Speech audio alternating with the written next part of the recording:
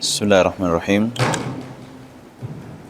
Bismillahirrahmanirrahim. Assalamualaikum warahmatullahi wabarakatuh. Alhamdulillah wassalatu wassalamu ala nabiyina Muhammad wa ala alihi wa sahbihi wa man sara ala nahjihi ila yaumiddin. Amma ba'd. Subhanalladzi yusabbihu ar-ra'du bihamdihi wal malaikatu min khifatihi. Kaum muslimin, bapak-bapak dan ibu-ibu sekalian yang semoga dirahmati oleh Allah Subhanahu wa taala. Alhamdulillah pada kesempatan di malam ini kita kembali diberikan taufik oleh Allah Subhanahu wa taala untuk dapat kembali berkumpul di majelis ilmu yang mudah-mudahan dapat meningkatkan ketakwaan kita, dapat meningkatkan pengetahuan kita tentang Allah Subhanahu wa taala dan juga hak-hak yang harus ditunaikan.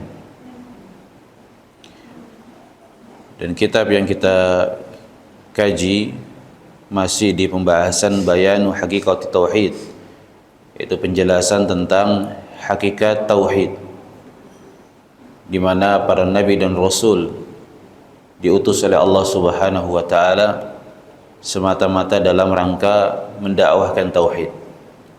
Tauhid adalah mengesahkan Allah Subhanahu wa taala dengan ibadah tanpa mensyirikkan Allah. Dan ini merupakan dakwah seluruh para nabi dan rasul. Sebagaimana kemarin telah dinukil oleh penulis di sini dari firman Allah Subhanahu wa taala di dalam surah Al-A'raf, Allah menyebutkan ucapan para nabi terhadap kaumnya, di mana mereka mengatakan, ya qaumi ibudullah ma lakum min ilahin ghairuh. Wahai kaumku, sembahlah Allah, tidak ada bagi kalian dari ilah selainnya. Begitu juga firman Allah Subhanahu wa taala di dalam surat An-Nahl ayat ke-36. Allah berfirman, walaqad ba'atsna fi kulli ummatin rasulan an i'budullaha wajtanibut taghut. Dan sungguh telah kami utus bagi setiap umat seorang rasul. Apa ucapan mereka? An i'budullah, sembahlah Allah, ibadahilah Allah, dan jauhilah at-taghut. Dan taghut adalah kullu ma 'ubida min dunillah wa huwa radin, segala hal yang disembah dari selain Allah Subhanahu wa taala dalam keadaan mereka ridho untuk disembah. Ini makna dari taghut. Kemudian beliau mengatakan, wa dzalika li anna Allah Subhanahu khalaqal khalqa li ibadatihi wahdahu la syarikalah. Karena itulah Allah Subhanahu wa taala menciptakan seluruh makhluk dalam rangka untuk beribadah kepadanya semata, yang tidak ada sekutu baginya. Sebagaimana firman Allah Subhanahu wa taala, wa ma khalaqtul jinna wal insa illa liya'budun. Dan tidaklah aku menciptakan jin dan manusia melainkan agar mereka beribadah kepadaku. Ini pondasi yang hendaknya kita seluruhnya meyakini, bahwa tujuan Allah mencipta kita, mengadakan kita di atas muka bumi ini, dan seluruh manusia dari yang awal sampai yang akhir seluruhnya diciptakan oleh Allah Subhanahu wa taala dengan satu tujuan, yaitu untuk beribadah kepada Allah Subhanahu wa taala. Kalau kita sudah meyakini hal ini, tentu kita harus mengetahui apa saja yang harus kita lakukan dari hak-hak Allah. Nah, tidak mungkin kita ini diciptakan kemudian dibiarkan begitu saja. Maha suci Allah Subhanahu wa taala yang menciptakan makhluk dengan sia-sia. Ini tidak layak bagi Allah. Kalaulah manusia saja menciptakan ataupun membuat sebuah penemuan atau sebuah benda, melainkan pasti ada tujuan, pasti ada yang diinginkan dari hal tersebut. Maka Allah Subhanahu wa taala baginya permisalan yang paling tinggi. Enggak mungkin Allah menciptakan kita kemudian dibiarkan begitu saja. Makanya Allah mengatakan di dalam beberapa surah, di antaranya di dalam surah Al-Mu'minun, setelah Allah Subhanahu wa taala menyebutkan tentang kehidupan dunia yang sebentar, ya, dan juga bahwa mereka akan mendapatkan balasan dari apa yang mereka lakukan. Ini di akhir surah Al-Mu'minun, di mana Allah mengatakan kepada manusia pada hari kiamat, qala kam labithtu fil ardi adada sinin, berapa lama kalian tinggal di bumi? Maka mereka mengatakan qalu labithna yauman aw ba'da yaum, kayaknya kita hidup di dunia itu cuma sehari atau setengah hari saja. Sehari atau setengah hari saja. Ya. Fas'alil adin, coba ditanya kepada orang yang suka menghitung. Maka Allah mengatakan qala illa bistum illa qalila law annakum kuntum ta'lamun. Kalian itu hidup di dunia hanya sebentar saja. Apa yang kita rasakan ini masa-masa yang mungkin panjang, ya. Itu nanti dibandingkan dengan kehidupan akhirat. Belum sampai di surga ataupun di neraka. Baru kita di alam kubur saja kita sudah membandingkan bagaimana kehidupan dunia itu sangat sebentar. Begitu juga ketika manusia seluruhnya dibangkitkan oleh Allah, kita akan mengatakan bahwa kehidupan dunia itu ternyata hanya sebentar. Bahkan sekarang ini kalau kita mau menengok masa lalu kita, kayaknya masa kecil kita SD, SMP, SMA sebelum nikah itu baru kemarin. Jadi sesuatu yang sudah terjadi itu terasa apa? Lebih singkat. Tapi sesuatu yang belum terjadi itu seakan-akan lama sekali, masih jauh sekali. Dan angan-angan kita terlalu panjang, terutama di dalam kehidupan dunia ini. Sesuatu yang belum terjadi, kita memberikan angan-angan yang sangat-sangat luas. Seakan-akan kita ingin hidup lebih dari 100 tahun atau bahkan 1000 tahun lamanya. Maka apa? Setelah Allah menjelaskan bahwa kehidupan manusia itu di dunia sebentar, Allah mengatakan, afahasibatum annama khalaqnakum abatha. Apakah kalian mengira wahai manusia bahwa kami menciptakan kalian abatha, yaitu sia-sia, tanpa ada tujuan, tanpa ada perintah, tanpa ada larangan, tanpa ada ketentuan? Apakah kalian mengira seperti itu kehidupan dunia yang kalian itu diciptakan di dalamnya? Ini pertanyaan, tapi Allah ingin mengingkari bahwa kita diciptakan bukan untuk sia-sia. Ada tujuan yang sudah kita ketahui di dalam agama ini. Bahkan akal sehat manusia saja, seandainya dia tidak beragama, dia akan tahu bahwa kehidupan ini nggak mungkin ada dengan tanpa adanya tujuan. Pasti akan menetapkan adanya Sang Pencipta, dan juga pasti akan menetapkan bahwa tujuan dari kehidupan ini nggak mungkin perkara yang sepele. Bagaimana alam semesta yang Allah sudah bentangkan kepada kita dengan berbagai nikmat di dalamnya, keteraturan dari alam yang kita pijak, keindahan serta berbagai kebutuhan Allah bentangkan. Allah juga mengatakan huwallazi khalaqalakum fil ardi jami'a. Dialah Allah Subhanahu wa taala yang menciptakan bagi kalian di bumi ini seluruhnya untuk kita. Untuk apa? Untuk menopang kebutuhan kita dalam rangka beribadah kepada Allah. Jadi kita yang memiliki harta sekarang diberikan oleh Allah kelapangan rezeki. Diberikan oleh Allah Subhanahu wa taala keluasan harta. Maka harta yang Allah berikan itu adalah titipan dalam rangka untuk apa? Bukan untuk memakmurkan dunia, tapi dalam rangka untuk memakmurkan akhirat kita. Allah berfirman di dalam surah Al-Qasas, wabtaghi fima ataqallahu ad-daral akhirah wa la tansa nasibaka minad dunya. Carilah dari apa yang telah Allah karuniakan kepada kalian negeri akhirat. Yang pertama Allah perintahkan dari harta yang kita miliki untuk apa?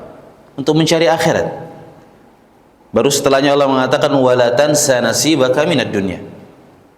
Dan juga jangan kalian melupakan bagian dari kebutuhan kalian di dunia. Wa ahsin kama ahsanallahu ilaik. Maka berlakulah ihsan, berlakulah baik sebagaimana Allah berlaku baik kepada kalian. Ini artinya Allah tidak membiarkan kita begitu saja di alam semesta ini. Makan, minum, tidur, bermain, bersenda gurau, menghabiskan umur kita, tidak. Tetapi kita diperintahkan untuk tujuan yang sangat mulia, yaitu untuk beribadah kepada Allah Subhanahu wa taala. Ya, sebagaimana firman Allah tadi, "Wa ma khalaqtul jinna wal insa illa liya'budun." Dan tidaklah aku menciptakan jin dan manusia melainkan untuk beribadah kepadaku. Dan ibadah sebagaimana dijelaskan oleh Syekhul Islam Ibnu Taimiyah rahimahullah adalah ismun jami' li kulli ma yuhibbullah wa yardah minal aqwal wal a'mal adh-dhahira wal batinah. Jadi kita perlu tahu dulu definisi apa itu ibadah. Nah, sebagian orang menyempitkan makna ibadah, menganggap bahwa ibadah terbatas pada ritual-ritual saja, dari puasa, dari salat, dari membaca Al-Quran. Padahal ibadah yang diperintahkan untuk kita memberikannya kepada Allah Subhanahu wa taala itu sangat-sangat luas. Bahkan kalau kita mengetahui dari hakikat ibadah, seluruh aktivitas kita itu bisa bernilai ibadah di sisi Allah Subhanahu wa taala. Seluruh aktivitas kita. Dari semenjak kita terjaga sampai kita tidur. Bahkan dalam keadaan tidur kita pun bisa bernilai ibadah. Kapan? Ketika kita tahu hakikat dari apa itu ibadah. Maka dari definisi tadi yang disebutkan oleh Syekhul Islam, yang mana ibadah adalah sebuah sebutan yang universal, menyeluruh atas segala apa saja yang dicintai dan diridhoi oleh Allah Subhanahu wa taala. Baik dari ucapan-ucapan, dari perbuatan-perbuatan, baik yang nampak ataupun yang tersembunyi. Mudah-mudahan bisa tergambar, Pak, ya. Jadi bisa berupa ucapan, bisa berupa perbuatan. Dan antara ucapan dan perbuatan ini ada yang nampak juga, ada yang tersembunyi. Ya. Nah, yang pertama untuk kita mengetahui apa itu ibadah tadi sudah kita sebutkan, segala hal yang dicintai dan diridhoi oleh Allah. Dari mana kita tahu perkara itu dicintai dan diridhoi oleh Allah? Di antaranya paling mudah adalah diperintahkan.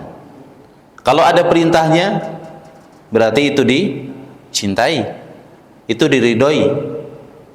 Contoh seperti puasa, zakat, ibadah haji, berbakti kepada orang tua, berkata dengan kata-kata yang baik, beramar ma'ruf nahi mungkar, ya, bersedekah, kemudian husnudzan kepada orang lain. Jadi seluruhnya ibadah. Seluruhnya ibadah. Ada yang berupa amalan batin. Contoh seperti ikhlas, contoh seperti bersabar, kemudian contohnya juga berharap, cinta, takut. Ini seluruhnya amalan hati yang ada padanya nilai-nilai ibadah. Kalau kita sudah tahu cangkupan ini, maka kita akan tahu hakikat dari ibadah yang Allah Subhanahu wa taala perintahkan. Ya. Jadi segala hal yang dicintai oleh Allah Subhanahu wa taala. Di antaranya tadi dengan kita mengetahui adanya perintah. Kemudian juga adanya pujian Allah terhadap orang yang melakukan amalan tersebut. Sebagai contoh Allah mengatakan, "Innallaha yuhibbu at-tawwabin." Allah mencintai orang-orang yang bertaubat. Berarti taubat adalah ibadah. Sebelum taubat apa yang kita lakukan? Maksiat contohnya. Tapi karena sebab maksiat ini datang pintu ibadah.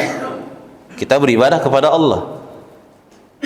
Ya, Allah juga memuji contohnya, "Innallaha yuhibbu al-mutawakkilin." Allah mencintai orang-orang yang bertawakal. Berarti dalam segala urusan hendaknya kita bertawakal, menyerahkan segala urusan kita kepada Allah, tentu dengan melakukan sebab-sebab yang disyariatkan. Jadi banyak sekali perintah-perintah Allah, pujian-pujian Allah. Berdagang. Berdagang ibadah atau bukan, Pak? Ibadah. Ketika kita iringi dengan ilmu. Jadi jangan kita katakan saya ibadah itu kalau di masjid saja. Kalau sudah keluar, maka itu urusan dunia. Tidak, itu ibadah juga. Cuma kita harus tahu apa? Rambu-rambu.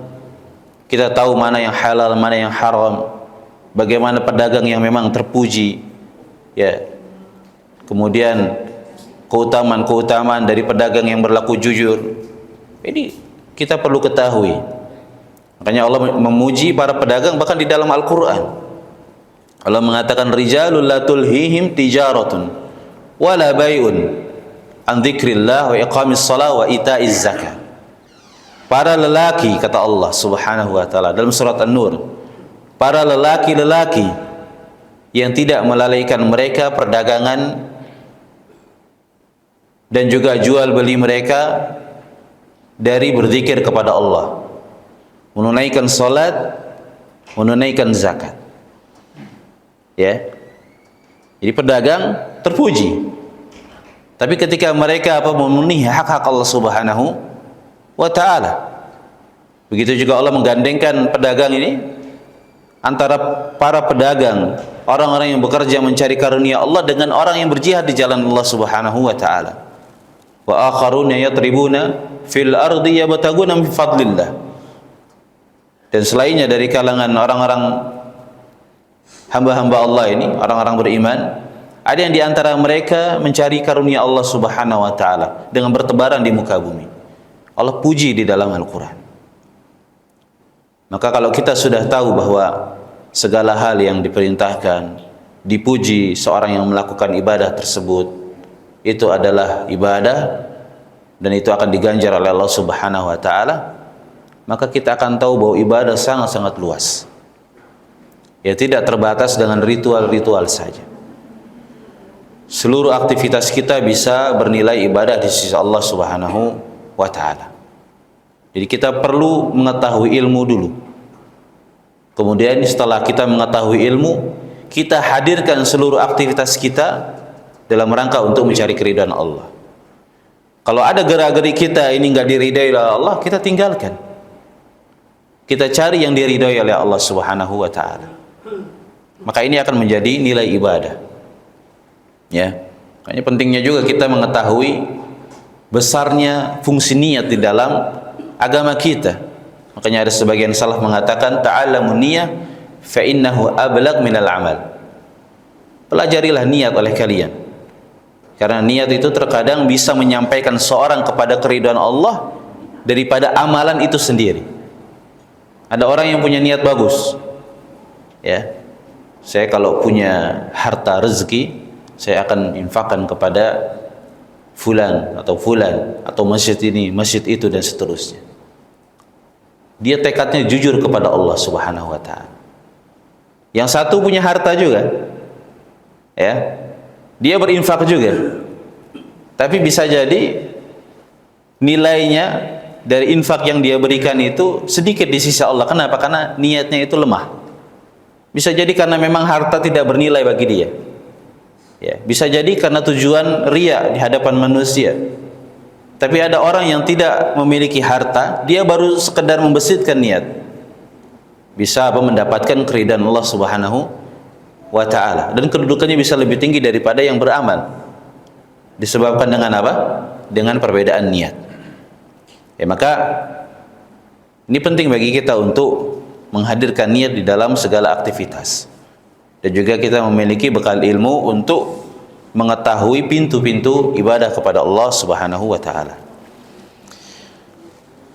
Kemudian di sini beliau mengatakan wal ibadatu haqqullahi ala ibadihi kama qala Nabi sallallahu alaihi wasallam li Muadz ibn Jabal radhiyallahu anhu. Dan ibadah merupakan hak Allah Subhanahu wa taala yang harus ditunaikan oleh para hamba. Sebagaimana Nabi sallallahu alaihi wasallam bersabda kepada Muadz ibn Jabal radhiyallahu anhu, "Atadri ma haqqullahi 'alal ibad wa ma haqqul ibadi 'ala Allah?" Wahai Muadz, tahukah engkau apa hak Allah Subhanahu wa taala yang harus ditunaikan oleh para hamba dan juga hak hamba yang harus Allah tunaikan. Ini pertanyaan Nabi sallallahu alaihi wasallam kepada Mu'adz agar Nabi sallallahu alaihi wasallam memberikan pengajaran kepada beliau radhiyallahu anhu. Diberikan pertanyaan. Maka Mu'adz mengatakan Allah wa rasuluhu a'lam. Allah dan Rasulnya lebih mengetahui. Maka Nabi sallallahu alaihi wasallam mengatakan haqqullahi 'alal ibad ay ya'buduhu wa la yusyriku bihi syai'a. Hak Allah yang harus ditunaikan oleh para hamba adalah mereka beribadah kepada Allah dan tidak mensyirikkan Allah dengan sesuatu apapun. Jadi kalimat syai'an, sesuatu apapun itu tidak yang kecil dan juga tidak yang besar, baik sedikit ataupun banyak. Enggak boleh sedikit pun mensyirikkan Allah Subhanahu wa taala. Kita ketahui bahwa syirik ada dua, ada namanya syirik akbar, ada syirik asghar. Enggak boleh baik syirik akbar itu ataupun syirik asghar. Ini makna syai'an. Ya, karena kalau seorang terjatuh kepada syirik walaupun kecil, dia telah apa? Terjatuh di dalam dosa yang sangat besar. Bahkan sebagian ulama mengatakan bahwa syirik kecil itu lebih besar daripada dosa yang paling besar.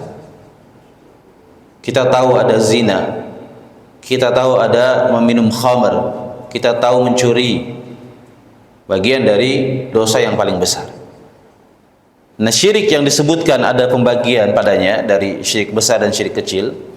Nah, syirik kecil diantaranya contoh seperti riya yang kemarin sudah kita singgung ya.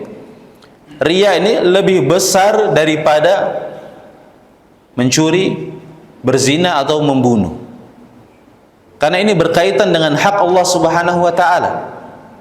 Hak terbesar di mana kita diciptakan oleh Allah dalam rangka untuk memurnikan tauhid, memurnikan ibadah hanya kepada Allah. Dan Allah menjanjikan ampunan bagi pelaku dosa, ya, yang mati di atas kemaksiatan kepada Allah. Tetapi Allah Subhanahu wa taala tidak memberikan ampunan kepada para pelaku syirik yang mati di atas kesyirikan. Menunjukkan besarnya apa? Dari dosa kesyirikan. Nah, di sini tadi disebutkan oleh Nabi sallallahu alaihi wasallam bahwa hak Allah adalah para hamba ini beribadah kepadanya dan tidak melakukan kesyirikan walaupun sedikit. Karena sebagian orang fokus beribadah, tapi dia lalai dari memurnikan ibadahnya hanya kepada Allah. Karena sebagian dari ahli ibadah yang getol untuk beribadah kepada Allah, dia tidak mengetahui bahwa sebagian dari praktek ibadah ada yang membawanya kepada kesyirikan. Ya, dari pengagungan terhadap kubur-kuburan, para wali atau tempat-tempat keramat. Yang ini bisa merusak tauhid seseorang. Bahkan bisa menghapuskan seluruh dari ibadah yang dia lakukan kepada Allah. Dan telah kita sebutkan pada pertemuan yang lalu bahwa kaum musyrikin dari orang-orang yang diutus di dalamnya Nabi sallallahu alaihi wasallam, mereka juga beribadah kepada Allah. Mereka dalam keadaan genting mentauhidkan Allah Subhanahu wa taala. Ketika lapang kembali melakukan kesyirikan. Tapi mereka meyakini bahwa dialah Allah Subhanahu wa taala sang pencipta, menghidupkan, mematikan, memberikan rezeki, yang memberikan bahaya dan mudarat. Tapi dengan keyakinan itu saja tidak mencukupkan mereka untuk masuk ke dalam Islam. Buktinya Nabi memerangi mereka dan mensifati mereka sebagai orang-orang yang kafir kepada Allah Subhanahu wa taala. Ini yang pertama. Kemudian Nabi sallallahu alaihi wasallam mengatakan wa haqqul ibadi 'ala Allah, dan hak para hamba atau dan hak Allah Subhanahu wa dan hak para hamba yang harus ditunaikan oleh Allah Subhanahu wa taala alla yu'adziba man la yusyriku bihi syai'a. Bahwa Allah Subhanahu wa taala tidak akan menyiksa seorang yang tidak melakukan kesyirikan kepadanya walaupun sedikit. Ya, jadi janji Allah Subhanahu wa taala kepada para hamba yang beribadah kepadanya dan tidak melakukan kesyirikan walaupun sedikit, untuk tidak disiksa. Berarti kalau tidak disiksa apa? Dimasukkan ke dalam surga. Jadi hadis ini merupakan kabar gembira bagi orang-orang yang beriman kepada Allah Subhanahu wa taala. Makanya kelanjutan hadisnya, Mu'ad mengatakan kepada Nabi sallallahu alaihi wasallam, "Ya Rasulullah, wahai Rasulullah, afala ubashirun nas? Afala ubashirun nas? Bolehkah aku berikan kabar gembira ini kepada manusia yang mereka telah beriman kepada Allah, atau mereka yang masih dalam keadaan kafir, diberikan kabar gembira kalau masuk ke dalam Islam dan tidak melakukan kesyirikan, mereka tidak akan disiksa oleh Allah Subhanahu wa taala." Maka Nabi mengatakan apa? Fala, jangan kau kabarkan, ya, fayattakilu, karena khawatir mereka nanti akan bersandar dengan keutamaan ini tanpa melakukan amalan. Ya, ini di awal-awal Islam. Ya, nah mereka masih membutuhkan apa? Masih membutuhkan tertancapnya keimanan di dalam hati mereka, sehingga menguatkan mereka untuk beribadah kepada Allah Subhanahu wa taala.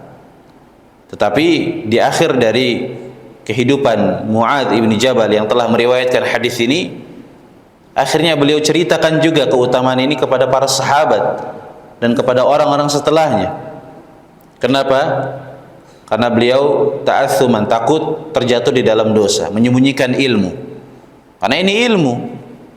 Adapun perintah Nabi sallallahu alaihi wasallam untuk tidak mengabarkan kepada manusia ini, itu dilihat kepadanya maslahat. Karena terkadang sebagian orang-orang itu kalau kita berikan kabar gembira terus malas beribadah. Ya, ada sebagian orang kalau dikasih tahu keutamaan-keutamaan saja, akhirnya malas beribadah kepada Allah Subhanahu wa taala. Maka ini fikih di dalam dakwah. Ya, fikih di dalam dakwah. Terkadang perlunya kita juga menyampaikan hadis-hadis atau ayat-ayat tentang ancaman, ya, sehingga seorang itu tergerak hatinya untuk kembali kepada Allah Subhanahu wa taala. Kemudian beliau mengatakan di sini, wa hadzal haqq huwa awwalul huquqi 'alal itlaq. La yasbiquhu syai'un wa la yataqaddamuhu haqqu ahad. Jadi hak ini, kata beliau, kata penulis Syekh Shalih Fauzan hafizahullah, merupakan hak yang paling utama secara mutlak. Jadi nggak ada kewajiban, tidak ada hak yang harus kita tunaikan, yang harus kita prioritaskan melebihi hak Allah Subhanahu wa taala, yaitu kewajiban dari mentauhidkan Allah dan tidak melakukan kesyirikan walaupun sedikit pun. Ya, tidak boleh hak seorang pun mendahului hak Allah Subhanahu wa taala. Kemudian beliau menyebutkan beberapa dalil, di antaranya adalah firman Allah Subhanahu wa taala, wa qada rabbuka alla ta'budu illa iyyahu wa bil walidaini ihsana.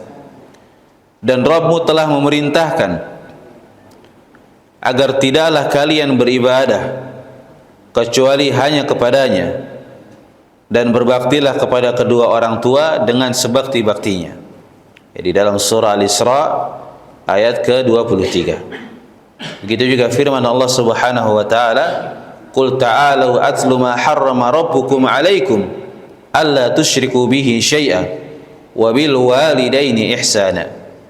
Katakanlah wahai Nabi Muhammad sallallahu alaihi wasallam, kemarilah aku akan bacakan kepada kalian apa saja yang diharamkan oleh Rabb kalian ke atas kalian.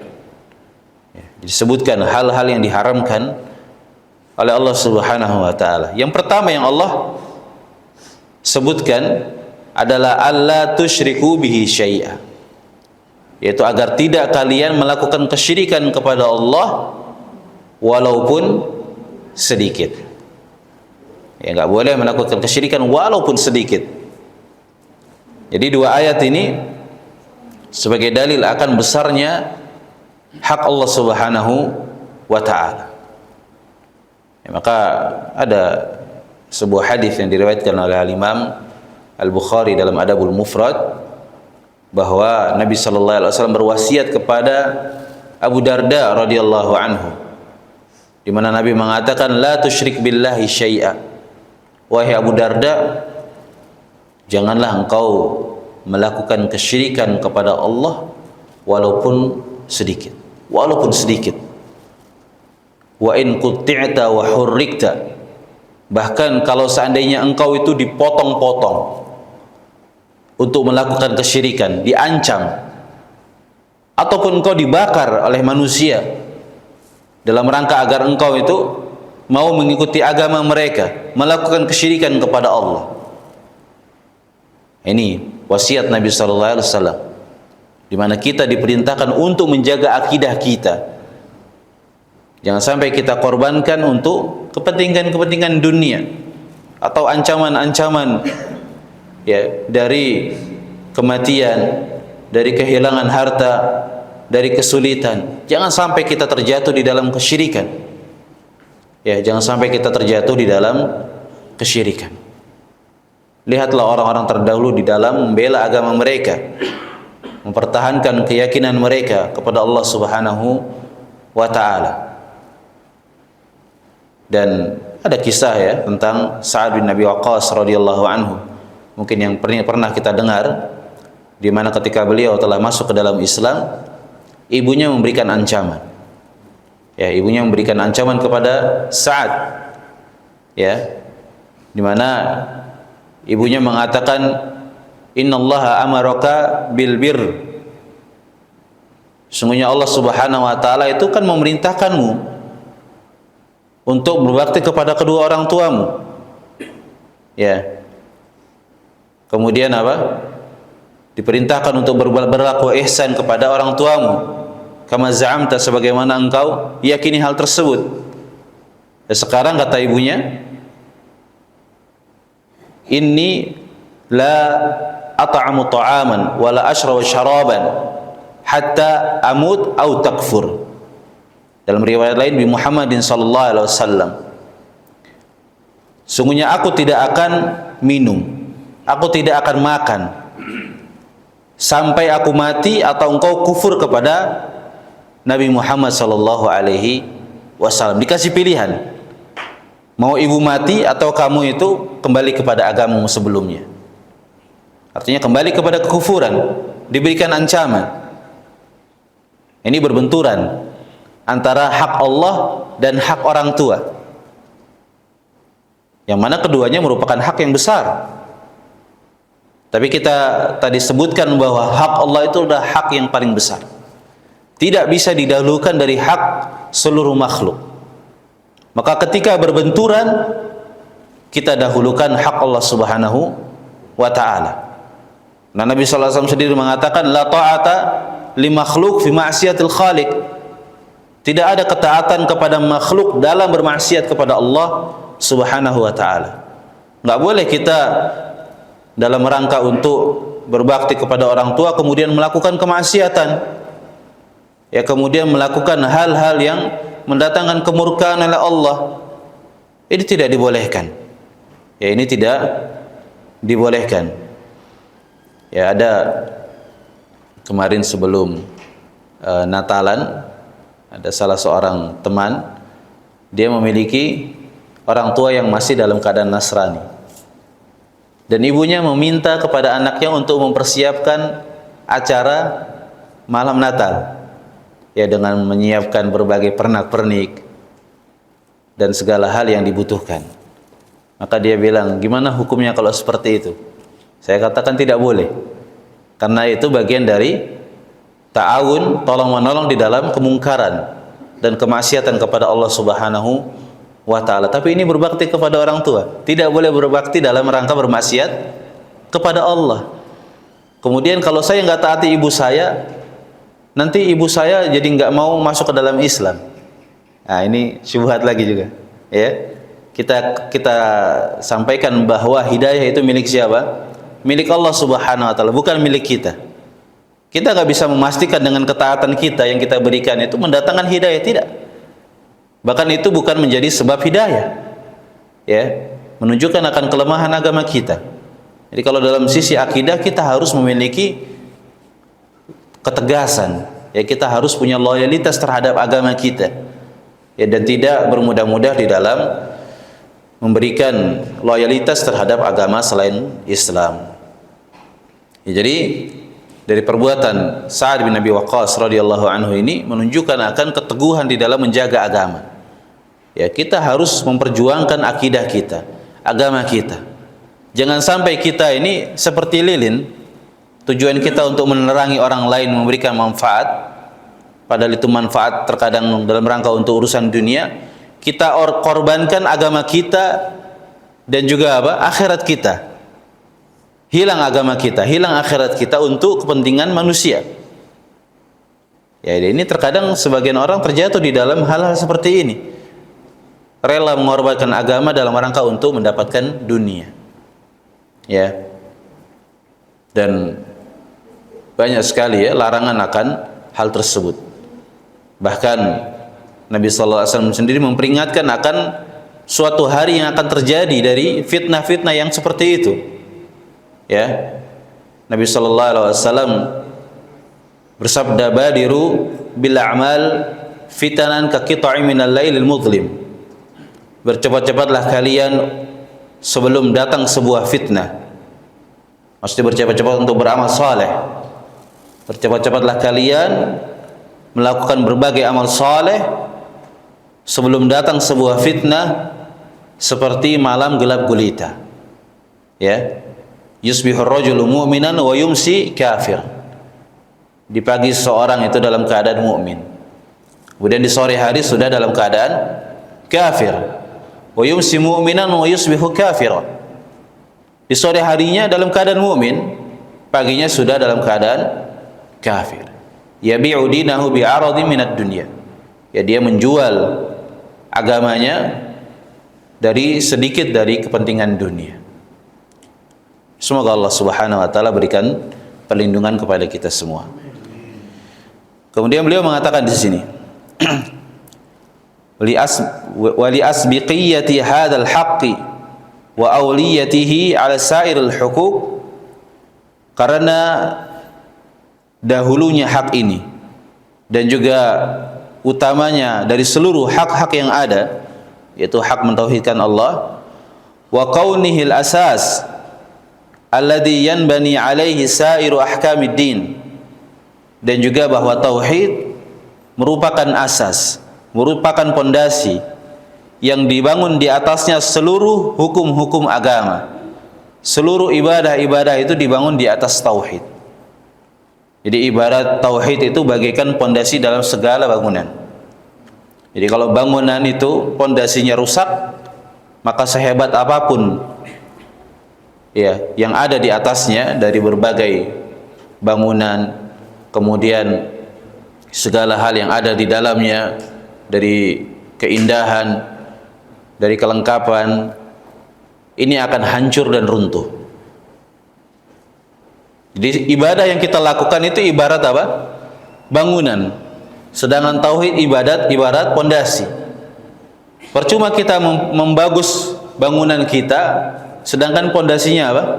Rusak. Ini tidak akan memberikan manfaat. Bahkan habis umur kita di dalam kelelahan beribadah kepada Allah, tetapi tidak memiliki nilai sedikit pun. Bahkan mendapatkan ancaman kalau kita terjatuh di dalam kesyirikan. Pertama diancam dari hilangnya seluruh amal kita. Allah mengatakan, la in asyrakta la yahbatanna amaluk. Seandainya engkau melakukan kesyirikan wahai Nabi Muhammad, maka seluruh amalmu akan sirna. Wala takunanna minal khasirin. Bukan hanya hilang saja, diancam dengan kerugian. Dan kerugian akhirat ini tidak seperti kerugian dunia ya, yang bisa kita bersabar dan juga menerima dari takdir. Kalau kerugian akhirat ini ancamannya dengan neraka ya. Makanya Allah memberikan ancaman kepada orang-orang yang seperti ini, fama asbarhum 'alan nar, maka betapa sabarnya mereka dengan neraka. Betapa sabarnya seorang itu untuk menghadapi neraka. Ya, ketika di dunia tidak memperhatikan rambu-rambu agamanya, tidak memperhatikan dari perintah-perintah Rabb-nya. Ini jadi penting bagi kita untuk memahami akan pentingnya tauhid, pentingnya memurnikan ibadah hanya kepada Allah. Kemudian di sini beliau mengatakan, Nara Nabi sallallahu alaihi wasallam labitha fi Makkah 13 sanah yad'u an-nasa ila al-qiyam bihi wa nafy isyraki anhu. Karena itulah kita melihat Nabi sallallahu alaihi wasallam tinggal di Makkah, ya, di awal dakwah Islam, selama 13 tahun lamanya mengajak manusia untuk menunaikan tauhid dan menghilangkan kesyirikan dari Allah Subhanahu wa taala. Bayangkan Nabi sallallahu alaihi wasallam berdakwah, ya, di fatrah Makkah selama 13 tahun. 3 tahun secara sembunyi-sembunyi, 10 tahun secara terang-terangan. Belum ada banyak dari perintah-perintah Allah, dari bentuk-bentuk ibadah. Fokus terhadap penanaman tauhid, akhlak, dan motivasi untuk beramal saleh. Ini di awal Islam, ya, di awal Islam fokus untuk mendapatkan tauhid, perbaikan akhlak, yang ini merupakan buah dari tauhid tadi, dan juga apa? Semangat untuk beramal saleh. Makanya di situ banyak ayat-ayat yang diturunkan di Makkah berbicara tentang surga dan neraka, berbicara tentang ancaman kesyirikan, kemudian jaminan dan juga ganjaran bagi orang-orang yang bertauhid kepada Allah Subhanahu wa taala. Jadi kalau kita banyak baca ayat-ayat tentang surga neraka, itu biasanya surat-surat yang diturunkan di mana? Di Makkah. Karena tujuannya untuk menguatkan keimanan para sahabat agar mereka kokoh di atas agama. Yang kemudian apabila turun perintah-perintah, bertambah keimanan mereka, senang dengan perintah-perintah Allah. Ini bagaimana Nabi sallallahu alaihi wasallam mendakwahkan tauhid kepada para sahabat 13 tahun lamanya. Baru setelah itu hijrah ke Madinah, selama 10 tahun turun berbagai perintah-perintah syariat, dan mereka mendapatkan perintah tersebut dengan gembira, ya, dengan gembira. Ini buah dari tauhid yang benar. Seorang akan mendapatkan kelapangan dada, kesenangan, kecintaan terhadap Islam, dan akan semakin yakin bahwa apa yang diperintahkan Allah itu pasti kebaikan, apa yang dilarang oleh Allah itu pasti keburukan. Wa ja'al Qur'anul Karim fi mu'dhami ayatihi bi taqririhi wa nafyi shibahi anhu. Dan datang Al-Qur'anul Karim di kebanyakan ayat-ayatnya untuk menetapkan akan perintah tauhid dan juga menafikan asyabah, keserupaan, tandingan bagi Allah Subhanahu wa taala. Wa kullu musallin fardan aw naflan yu'ahidullah 'alal qiyam bihi fi qawlihi ta'ala iyyaka na'budu wa iyyaka nasta'in. Dan seluruh orang yang salat, baik dia salat fardu ataupun sunnah, berjanji untuk menegakkan ibadah kepada Allah Subhanahu wa taala. Sebagaimana firman Allah, iyyaka na'budu wa iyyaka nasta'in. Jadi disebutkan oleh para ulama bahwa iyyaka na'budu wa iyyaka nasta'in ini merupakan inti dari Al-Qur'an. Kalau surat terbesar di dalam Al-Qur'an adalah Al-Fatihah, maka ayat terbesar yang terkandung di dalam Al-Fatihah ini adalah ucapan apa? Iyyaka na'budu wa iyyaka nasta'in. Ya, wallahu a'lam bissawab. Insyaallah kita lanjutkan sedikit setelah salat Isya. Subhanakallahumma wa bihamdika asyhadu an la ilaha illa anta astaghfiruka wa atubu ilaik. Sallallahu ala nabiyina Muhammad wa ala alihi washabbihi wasallam. Alhamdulillahirabbil alamin.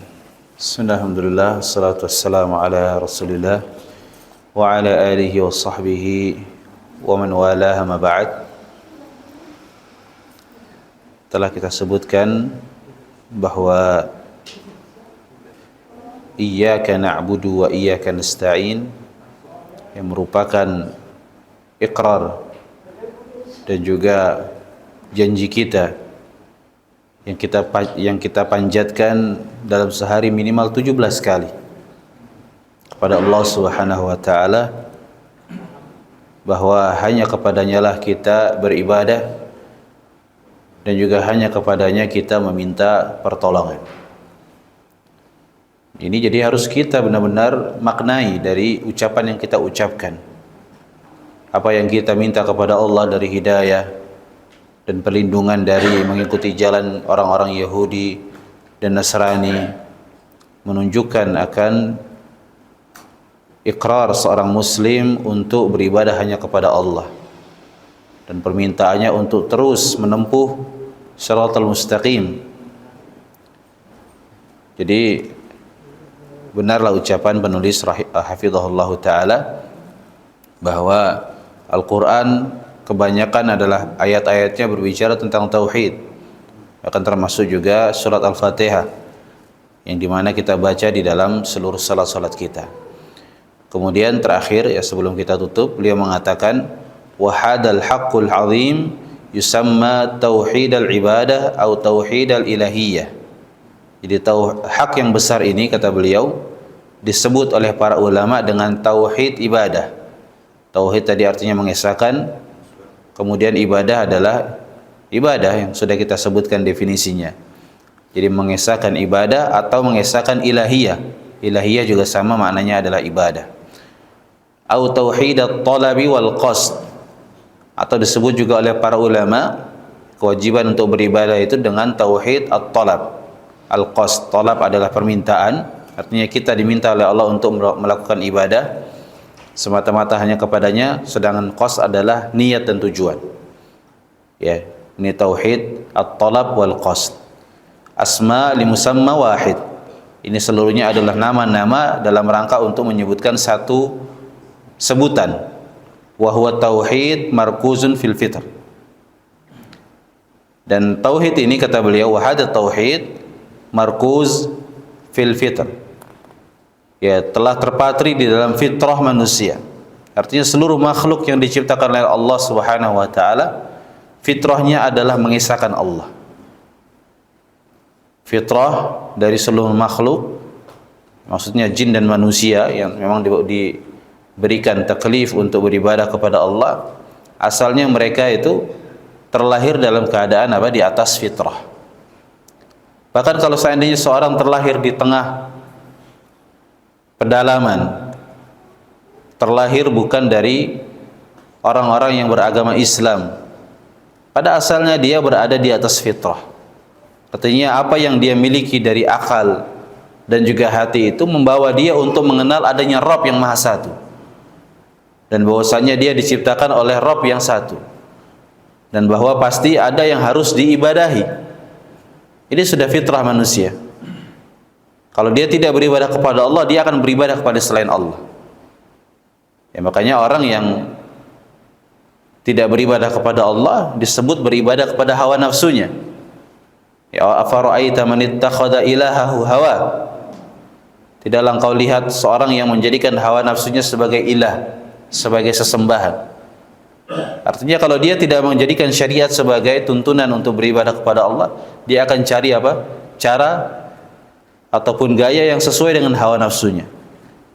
Dan nanti di sini akan disebutkan oleh beliau bagaimana perbedaan manusia di dalam beribadah.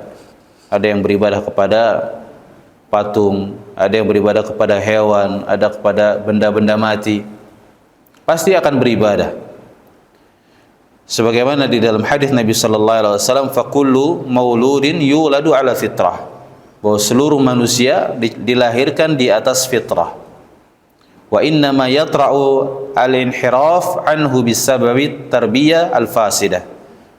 Hanyalah terjadi pelencengan, kesesatan semata-mata disebabkan karena pendidikan yang rusak. Ya, jadi asalnya di atas fitrah. Jadi anak kecil itu asalnya dia pasti di atas agama Islam. Dari sisi fitrahnya, ya, bukan dari sisi apa namanya dia telah mengetahui tata cara ibadah kepada Allah, tidak. Dari sisi fitrah dia itu pasti mengikuti apa yang disyariatkan oleh Islam. Makanya anak kecil kalau berdusta itu, bohong itu, pasti dia takut. Kenapa? Karena fitrahnya itu jujur. Fitrahnya jujur. Ya, dia nggak akan mau melakukan kezaliman. Kalau dia melakukan kezaliman pasti dia takut. Kenapa? Fitrah anak tadi apa? Di atas Islam. Dia tahu apa itu jujur. Kemudian tidak boleh melakukan kezaliman. Nah, ini namanya di atas fitrah. Tetapi akan rusak disebabkan karena pendidikan, karena tarbiyah. Makanya Nabi SAW mengatakan dalam hadis setelahnya, fa abawahu yuwahidanihi au yunassiranihi au yumajjisanihi. Maka bapaknya lah, orang tuanya lah, bapak ibunya akan menjadikan dia Yahudi, Nasrani ataupun Majusi. Jadi penting juga bagi kita bahwa orang tua berperan besar di dalam pendidikan anak. Kita nggak melakukan pendidikan, itulah pendidikan kita. Ya, apa yang kita lakukan, apa yang kita perbuat, itulah pendidikan yang kita berikan kepada anak kita. Walaupun kita merasa tidak memberikan pendidikan. Kenapa? Karena anak itu terlahir, dia mencari apa? Teladan, mencari contoh. Maka jadilah orang tua yang baik untuk memberikan teladan kepada anak. Ya, terutama di sini dalam sisi agama. Anak-anak itu tidak cukup hanya kita perintahkan saja nak salat, nak puasa, nak mondok, nak membaca Al-Quran. Kalau kita enggak memberikan contoh, maka mereka tidak akan apa? Tergerak, kecuali yang diberikan taufik oleh Allah Subhanahu wa taala. Ya, wallahu a'lam bishawab. Ya, mudah-mudahan apa yang sedikit ini berikan manfaat kepada kita semua. Ya, mungkin kalau ada pertanyaan terkait pembahasan bisa ditanyakan. Jazakumullahu khairan.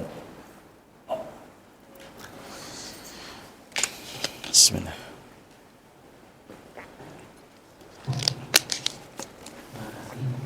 Waalaikumsalam warahmatullahi wabarakatuh. Ya Pak. Dalam metode atau kita yang dibilang pembelajaran terhadap anak, menanamkan ketauhidan terhadap anak. Artinya ada suatu cara, suatu yang efektif. Kan sekarang artinya zaman komunikasi itu saja, segala macam. Terutama nanti itu kan sangat pengaruh pada anak-anak. Betul, Pak. Untuk perkembangan zaman sekarang itu kan bukan kita meremehkan arti kalau sudah ketauhidan seorang bapak dididik. Tapi ada yang udah dididik masih artinya belum sampai yang kita inginkan gitu. Iya, itu artinya kalahnya di mana? Teladan sudah, kasih artinya secara formal maupun non formal dari segi apanya gitu. Satu itu. Kedua, untuk ketahuan itu sendiri sebenarnya itu terhadap anak itu sendiri kan ini Ustaz. Oke lah kalau di Indonesia mungkin kita mayoritas karena orang tua gitu Ustaz. Kita bukan artinya meremehkan arti keislaman kita gitu. Mayoritas kan karena orang tua gitu secara ini jujur. Betul, gitu. Masuk Islamnya. Masuk Islamnya bukan kita menyaksikan kita sendiri gitu. Saya dalam hal ini artinya ada mungkin di negara atau di tempat-tempat tertentu yang memang sih bilang kalau nyari hidayah segala macam kan manusia yang mencari ya. Tapi nggak segampang itu Pak Ustaz. Maksud saya mungkin ada cara-cara yang ya maksud saya gambaran seperti mungkin kita kebetulan di Indonesia kan gampang ya untuk ketauhidannya. Coba kalau negara yang kayak komunis, negara-negara yang Islamnya sendiri bagi Jepang aja kena dari saya susah kalau itu. Makanya halalnya susah. Saya harus begitu bagaimana menanggapi ada begitu. Nah, Pak. Jazakumullah khairan. Wassalamualaikum warahmatullahi wabarakatuh. Jadi terkait pendidikan terhadap anak, ya tadi sudah kita singgung ya. Intinya memang kita diperintahkan untuk mendidik. Ya Allah mengatakan ya ayyuhalladzina amanu qu anfusakum wa ahlikum nar. Wahai orang-orang yang beriman, jagalah diri kalian dan keluarga kalian dari api neraka. Perintah Allah Subhanahu wa taala untuk menjaga diri kita dan keluarga kita dari api neraka. Dan ditafsirkan oleh sebagian salaf seperti Ali bin Abi Thalib, alimuhum wa adibuhum, ajarkan mereka, berikan adab kepada mereka. Ini kita tahu perintah ya, tapi kan terkait merealisasikan perintah ini, kemudian bagaimana bentuk pendidikan yang ideal, yang bagus dan akan memberikan hasil yang sesuai dengan apa yang kita harapkan. Yang pertama, kita diperintahkan untuk berusaha. Dan usaha ini tentu dengan berbagai cara. Dan tidak hanya kita cukup dengan usaha kita saja, termasuk juga kita menghindari segala hal yang bisa merusak. Karena nggak bisa dicampurkan antara air dengan minyak kan gitu. Dalam arti gini, kita memberikan pendidikan kepada mereka, tapi mereka ini anak-anak tinggal di tempat yang memang masyarakatnya itu rusak. Daya tarik kemaksiatan, kelalaian, kemudian kenakalan anak ini lebih besar daripada ketertarikan mereka untuk menjadi anak yang soleh kan gitu. Karena memang asalnya manusia itu cinta dengan syahwat, apa yang sesuai dengan hawa nafsu mereka. Nah, tentu kita tidak mencukupkan dengan pendidikan tadi saja. Kita juga harus mencarikan komunitas, kemudian lingkungan. Ini bagian dari usaha yang harus kita kerahkan, gitu Pak. Adapun terkait pendidikan tadi, sebagai contoh saya sebutkan bahwa para salaf terdahulu di dalam memberikan pendidikan anak, dan diantaranya juga bagaimana menanamkan tauhid kepada mereka. Jadi semenjak mereka masih kecil itu dibiasakan untuk mengucapkan kalimat-kalimat tauhid. Diajarkan itu, disebutkan oleh para ulama. Bagaimana para salaf terdahulu ketika anak sudah mau mulai bicara, maka yang diajarkan kepada mereka untuk mengucapkan la ilaha illallah, la haula wala quwata illa billah, dan seterusnya. Kemudian ketika mereka sudah besar, tadi sebagaimana Nabi SAW memberikan pendidikan kepada Mu'ad. Mu'ad itu masih kecil, masih muda. Begitu juga dalam riwayat lain ada Nabi SAW memberikan pendidikan kepada Ibnu Abbas. Jadi masih kecil sudah dibiasakan untuk mendengar tauhid, wajibnya mengesahkan Allah, kemudian menjauhkan berbagai kesyirikan. Ini sudah terbiasa ya. Tentu ini yang harus kita terapkan. Ya.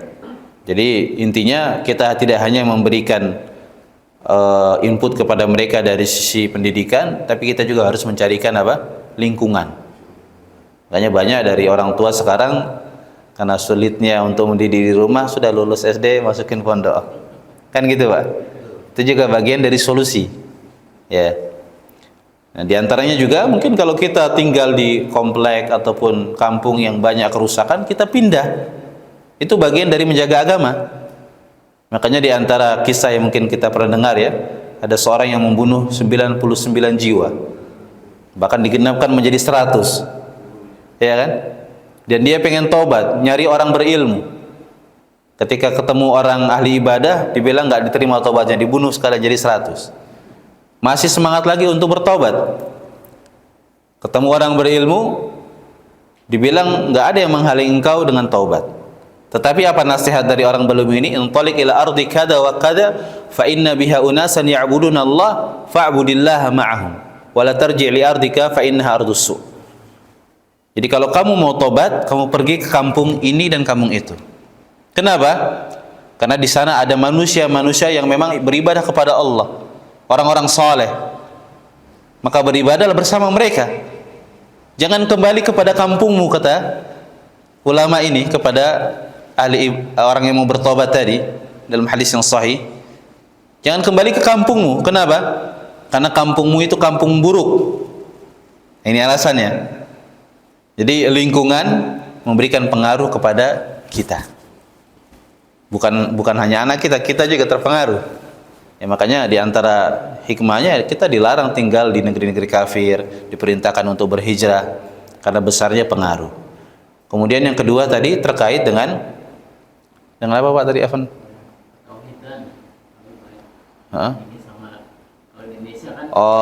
Keadaan manusia yang berbeda-beda gitu ya. Ya, jadi subhanallah ya. Allah Subhanahu wa taala itu memiliki hikmah yang besar. Dan di antara kewajiban bagi seluruh manusia yang sudah kita ketahui, wajib bagi mereka untuk beribadah kepada Allah semata. Ya kan? Tidak ada sekutu baginya.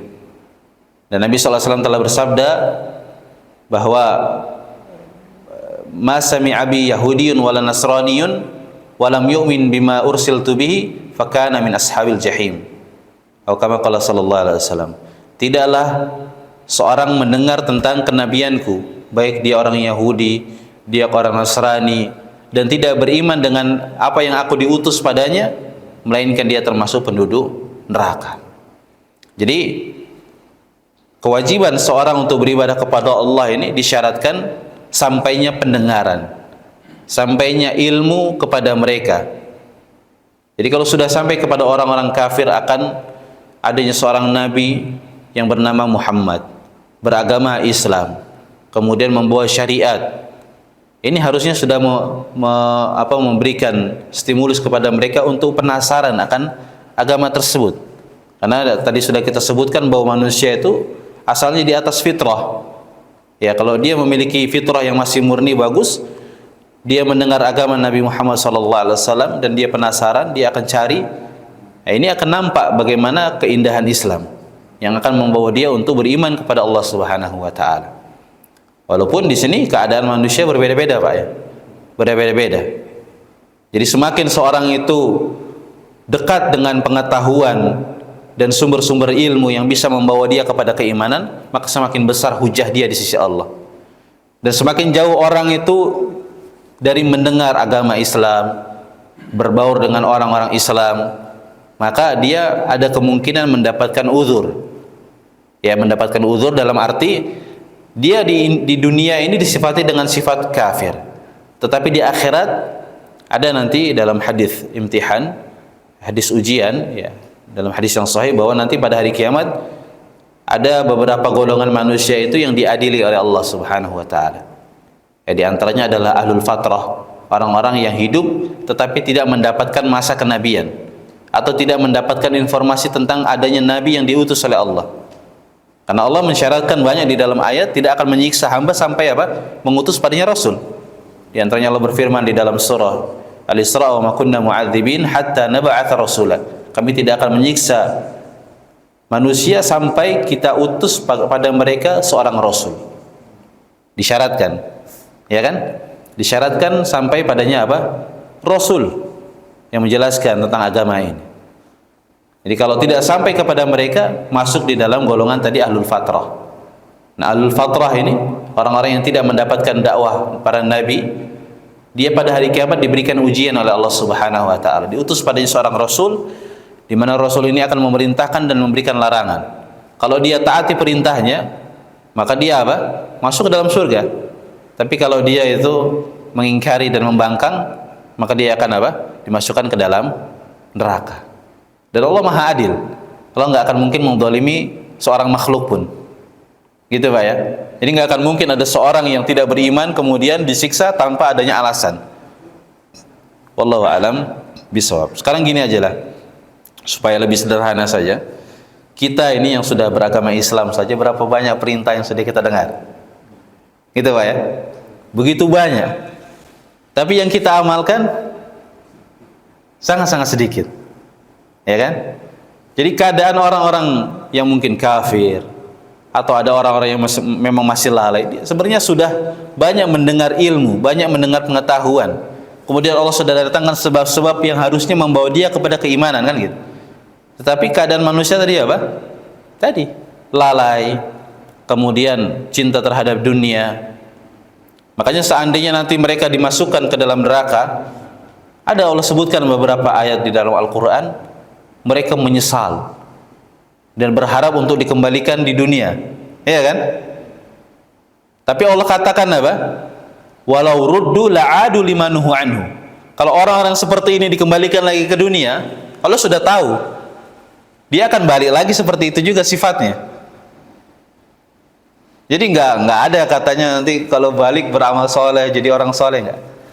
Memang orang punya tabiat seperti itu, sudah dia ditakdirkan memang menjadi penduduk neraka. Maka kita semua ini kan nggak ada yang tahu takdirnya apa. Ya kita perbanyak ibadah kepada Allah dan semoga Allah akhirkan kehidupan kita dengan husnul khatimah. Wallahu a'lam bishawab. Ya. Cukup Pak. Terakhir Pak ya. Silakan Pak. Assalamualaikum warahmatullahi wabarakatuh. Waalaikumsalam warahmatullahi wabarakatuh. Saya hanya ingin menyambung apa yang Bapak sampaikan tadi, yang tentang dari anak-anak. Sekarang kita coba ke orang tua. Saya sendiri Pak memang agak jauh perjalanan dari Manado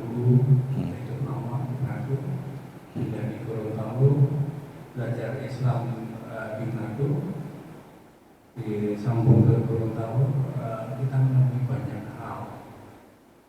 Lalu kita kembali ke Jawa. Nah, di Jawa juga berbeda-beda. Iya. Terutama yang di Jawa itu seperti misalnya imam-imam itu kurang begitu jelas ya bacanya. Iya. Alhamdulillahirabbil alamin. Lalu ada juga yang berdoanya Robbana artinya fitunya hasanah. Nah, kira-kira apa yang harus kita lakukan untuk membenahi para mereka yang seperti ini, Ustaz? Agar menurut yang saya tahu yang diajarkan oleh guru-guru kita ini, bagaimana supaya kita belajar yang lebih baik. Iya, Pak.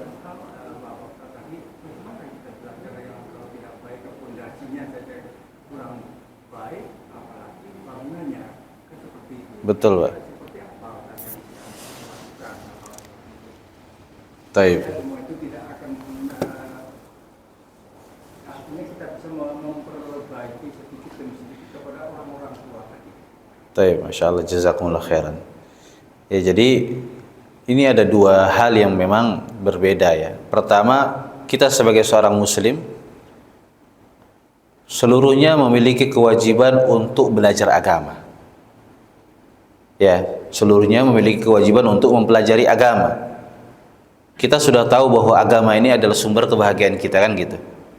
Maka kita dengan anjuran-anjuran, perintah-perintah harusnya menggerakkan diri kita untuk terus memperbaiki kualitas ibadah kita kepada Allah dengan belajar. Sekarang gini, kita dalam urusan dunia saja tahu bahwa orang yang memiliki titel dari mungkin lulus SMA, S1, S2, S3 akan mendapatkan ini dan itu. Hampir seluruh kaum muslimin ya pasti apa? Mereka duduk di bangku sekolah untuk dalam rangka mendapatkan apa? Ijazah. Iya kan? Karena dia mengetahui manfaat dari apa yang dia usahakan.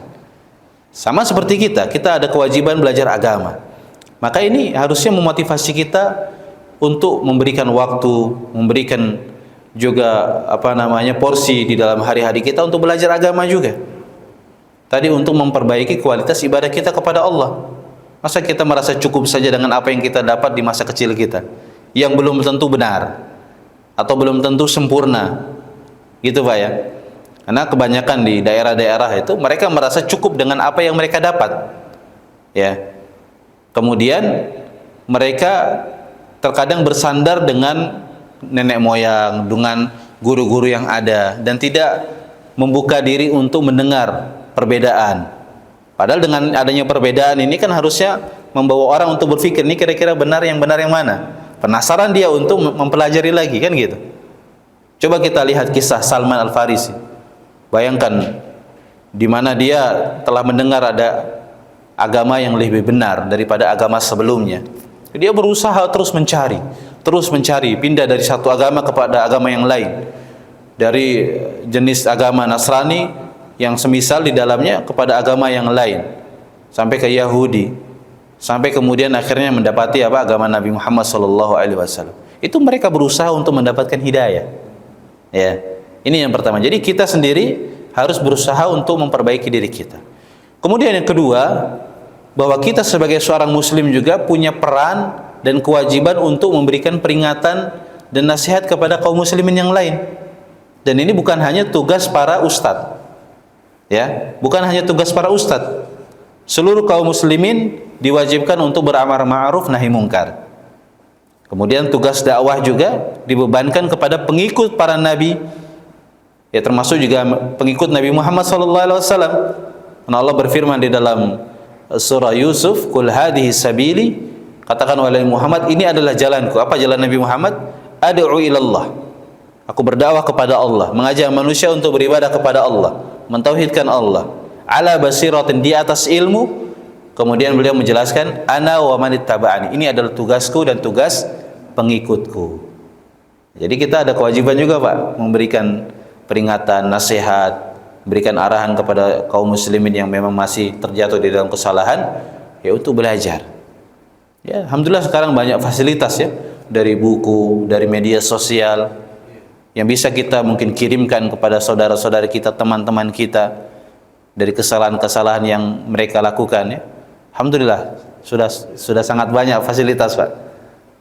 Seperti itu, wallahu alam bissawab. Ya, mudah-mudahan itu cukup Pak ya. Jazakumullah khairan, subhanakallahumma wa bihamdika asyhadu an la ilaha illa anta astaghfiruka wa atubu ilaik. Assalamualaikum warahmatullahi wabarakatuh.